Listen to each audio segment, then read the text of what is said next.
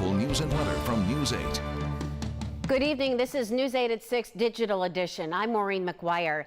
Monroe County Sheriff's deputies do not anticipate charges after an 8-year-old girl drowned in a hotel pool last night.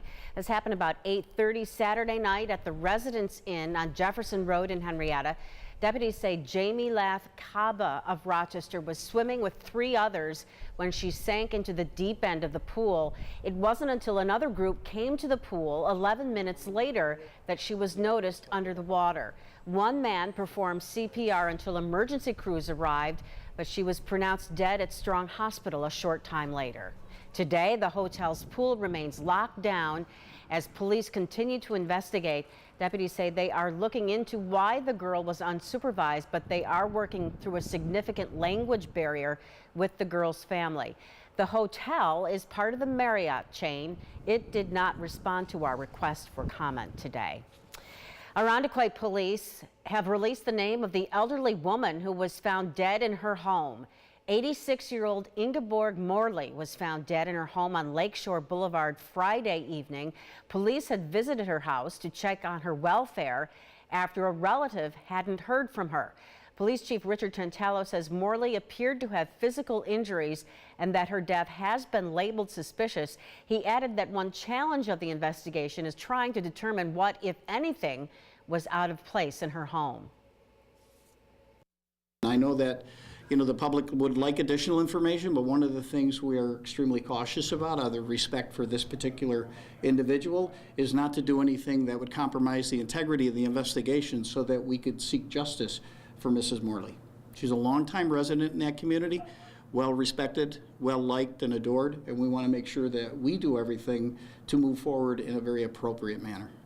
Morley lived alone. Police assured neighbors that the incident was isolated and there is no threat to public safety. They are currently waiting for results from the medical examiner's office. The Breast Cancer Coalition of Rochester is at risk of losing funding and is speaking out now. That organization helps thousands of cancer survivors and serves a total of 10 local counties.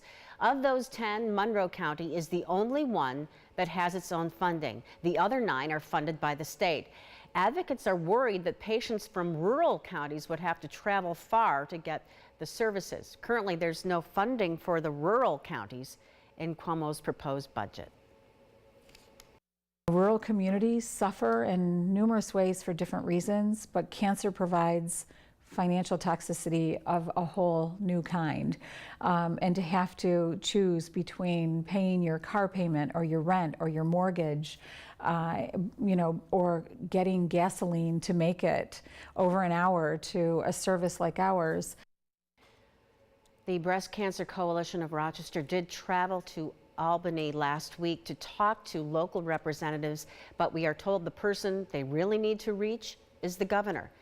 Advocates are now trying to get him to put this funding in the budget, which is due in just about 1 week. Henrietta residents have been flooding social media with complaints after the Tinker Nature Center removed one of the park's star attractions. Kayla Green tells us why. Kayla? The fairy houses have been a staple to Tinker since Betsy Marshall designed and installed them over 5 years ago. According to Marshall, Tinker staff asked her to remove them Friday due to vandalism they could no longer keep up with. She says she's had to replace some of the houses in the past due to animals eating them, children accidentally breaking them, or occasionally one being stolen or destroyed, but she never minded the small repairs. Marshall has removed the houses for now, but says she wants the public to know she hopes this isn't the end of the houses at Tinker. I didn't want the fairies or the families to walk into the park and say, whoa, what happened here? And let them know that, it's been nearly 5 years of a great relationship with Tinker, and we were just as surprised to say it's not working anymore. Henrietta Town Supervisor Steve Schultz says a Tinker employee posted a letter stating the decision was made in part by the town administration, but he says the town had no part in it. Both he and Marshall say they'll continue to work together to find a good home for the fairy houses. Maureen? All right, Kayla, thank you for that update. Chief Meteorologist Stacy Pension joins us now for a look at what's next in weather. Hello there, Stacy. Hey Maureen, you know what? Not a bad weekend. We had the sunshine but chilly air yesterday. Today we had more in the way of clouds but milder air, well above average. 52 degrees, our high in Rochester, Dansville, Penn 49, Sodus. Made it to 50 today. Temperature trends kind of up and down, which is very typical for early spring and March. Average high, 46 degrees. The beginning of the week will be chilly with temperatures holding in the 30s both Monday and Tuesday. We'll rise into the 50s again by Wednesday. 60s in the forecast right now on Thursday. We may drop back a little bit towards the end of the week with some rain showers returning, but overall I think this week is looking pretty decent, feeling pretty decent as well. This is our next weather maker. This is a cold front that'll be dropping south from Canada overnight tonight, but it is moisture starved. We're not going to see much precipitation out of it. The clouds will increase once again. We'll see these scattered snow showers developing briefly with little to nothing in the way of accumulation. And look how quickly everything pushes away from the area.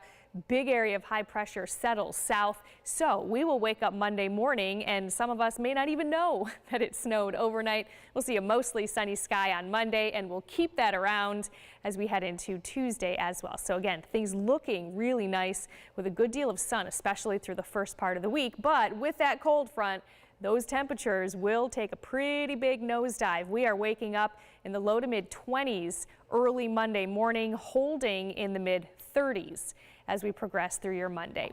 Back here tonight, 27 degrees with those scattered snow showers. Again, little to nothing in the way of accumulation, but it will be turning colder as that cold front presses south. 37 for tomorrow, mostly sunny, colder air, but overall a pretty day and the wind should be relaxing. 8-day forecast here. Look at how much sun we see through the first part of the week. Monday, Tuesday, Wednesday, mostly sunny, back into the 50s on Wednesday, 60 on Thursday, but more in the way of clouds and a few rain showers. We'll keep the threat for a few showers around on Friday. Now, Saturday, there's a cold front that wants to move in, but there's also warm air that doesn't want to let it. So we'll see where we end up, on which side of that front will end up on Saturday. But right now, it does look relatively mild. Temperatures in the 50s. Sunday, we are falling through the 50s into the 40s. And by next week, early next week, we are looking at a rain and snow mix once again. Maureen? All right, thank you, Stacy. And thank you, everyone, for watching News 8 at 6 Digital Edition. We will be on air at 11. We'll see you then. Follow News 8 wherever you are on RochesterFirst.com, Facebook, Twitter, and our apps for both news and weather.